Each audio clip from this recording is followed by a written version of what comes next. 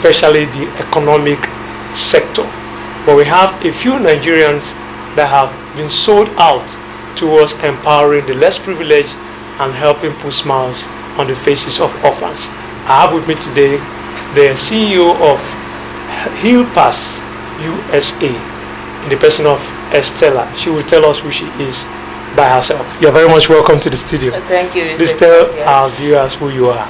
My name is Estella. I'm actually a fashion designer first, and I'm also an IT expert. But what I find that gives me more fulfillment is taking care of orphans. I see that as a ministry for me, as a calling to take care of orphans and widows. And I'm in Nigeria right now for a project we just finished on Saturday. Yeah, well, of course, before we even talk about that project, I wanted to look at that name, Healpers. It's unique, yes. I must say.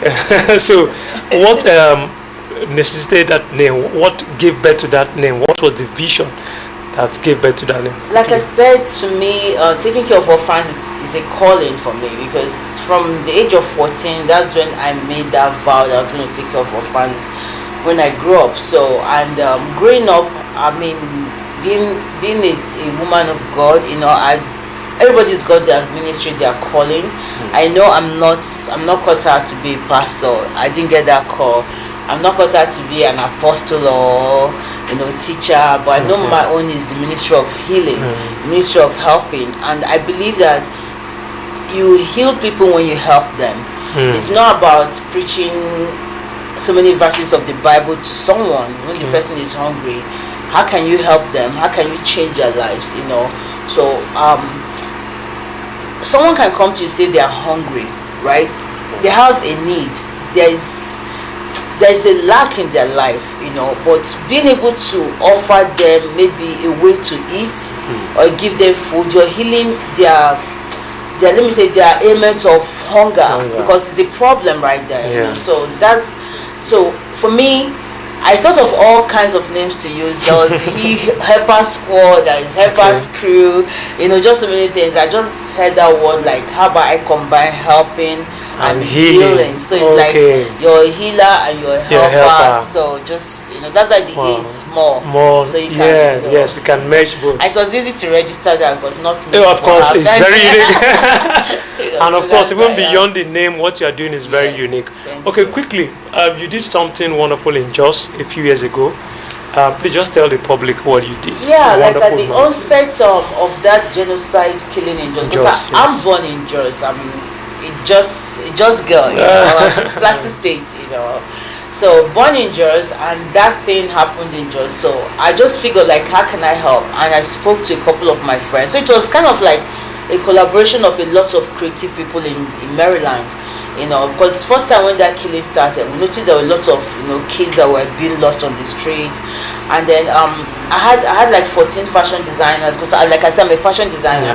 And then I had like event planners, I had like musicians, even Regina Askia, you know, the former most beautiful in Nigeria, because she lives in New York. She came with her family. She was the hostess. And then there's Razaka Dotti, who is a Nigerian too. And so I mean, the outpouring of love, wasn't just Nigerians. We had like other Africans, other black, even white people were part of it. The hall was given for free, you know. Chefs, we had a Cameroonian chef, a Nigerian chef. I mean, people were bringing food. I mean, it was amazing. The love, the outpouring. And there was a guy that was based in Jos, who happened to be Maryland then. He took it upon himself to go back to Jos, you know, buy the grocery, organize women, kids, you know. I mean, it was amazing. And that was, as I then, the organization was not called Healpers. It was then called Fashion for the Nations, you know, a way to use fashion as a platform to help people. But Fashion for the Nations right now is kind of absorbed under Healpers, because they're all the same. The same. Okay. Now, going forward, we heard about your great investment as regards the help needed by the Destined Children Orphanage Home that needed as much as 50 million naira to retain their space, their house, so that they will not be thrown out. Since this segment is dedicated towards the orphans, can you just quickly tell us about that project? And we know it was successful, it was done last week, but just tell us a few things about it, please. I've been to several orphanages in my life, you know, like on my birthday, my mom took me to motherless babies when I was 14. So I've had that thing for orphans, orphanages, motherless babies. So I've been to several of them. Destined Children's Orphanage was one place I went to, and let me put it this way, maybe if I say this would make you understand. The owner of the Destined Children's Home, Mrs. Gladys Chukwemeka, her children sleep, eat, wear the same clothes as the kids in the orphanage. Wow. Do you understand what I'm saying? I mean, there's no differentiation. So that shows you a woman that's got a passion, dedication. I mean, like even at the event, when the kids were called out to sing with Christesse. No, Christesse Eboke, her granddaughter sang. And thank you, Christy, for coming out. She was amazing. I mean, the standing ovation. So imagine when Christy was taking pictures with the kids. I had to actually tell Mrs. Gladys' children to raise up their hand from the crowd. People didn't know who was who. You know, I was like, I called them, I was like, who among you is Mrs. Gladys' real killed? And they raised their hands up, and they were among the orphans. Wow. I mean, they sleep on the same bed, they eat the same, discrimination at all. Discrimination, and that's something that is hard to find in Nigeria. You know, because you go to so many places, people use orphanage as a way of missing money from people. You know, so when you go to a place where you know the person is God, like even for us to plan this project, that Mrs. Gladys still has this dialysis tube in her. She's been sick, but I mean, still that passion. She'll come back from her dialysis and she's still talking, she's still, you know, I mean, that kind of passion is hard to find. I thank God that God directed me to that kind of person. You know, the place, you know, that no matter the time, the effort, the money, every investment you make, you know, it's going towards a place where you know the children's lives are touched, will still be touched tomorrow. And honestly, I will thank you too for all the efforts you've made for us, you know, for being there for us, bailing us out when people were like acting funny and everything, you know. So, you know, I believe helping orphans is something that cuts across all religions. Whether it's Christianity, whether it's Islam, even traditional religion, there's always that thing to help orphans, you know. So I don't know why people don't feel like helping orphans. Honestly, I have no idea. Because orphans did not give birth to themselves to start with. They did not cause their parents to die. You know, so orphans should not be treated like they are house helps or they become emergency house helps. Exactly. You know, children should not be. I mean, it's hard enough for kids that have two parents. Imagine those that don't have any parents at all. You know. Wow. All right. So before I let you go, a word of advice to the government. In terms of course, you know. Don't get me started. No comments on that one. No comments. Maybe if you don't know, I'm an activist as well. I'm a radical person. So don't get me. This my rating is not for joke. Don't get me. Before they come and lock me.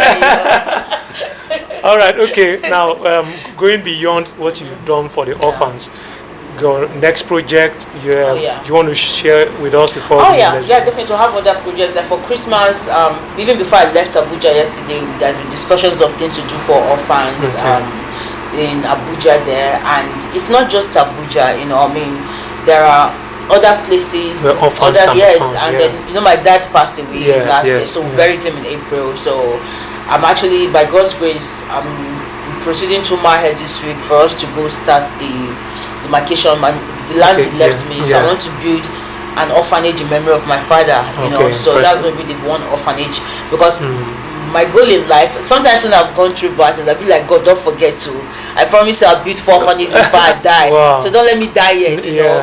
But one thing is I'll be like, God, I need that money. My 4 orphanages. By the time I start this one, I believe God will make the remaining 3 half of us. All right. Okay. On a final note, I'm sure maybe there are people watching you today that have your kind of passion, that see you as a role model, as a mentor. What advice do you want to give to them, how to make that dream come to pass? Okay, to start with, Healpers is a movement, right? Like now, you're automatically a helper. It's just for lack of time, I was meant to get like a badge for people. You get a badge, you get a badge number. It's a movement. A movement like, if you have the love to help orphans, widows, we automatically stamp you a helper. You know, because I'm a helper, you are a helper. Anybody that have such passion to help the orphans, the widows, they're invited. Go have a form on our website, healpers.org, where you register and you become an automatic helper. It's a movement. So I mean, sometimes people want to give, but they don't know where to give. Because it will be bad for you to sow on a rubbish ground. You understand?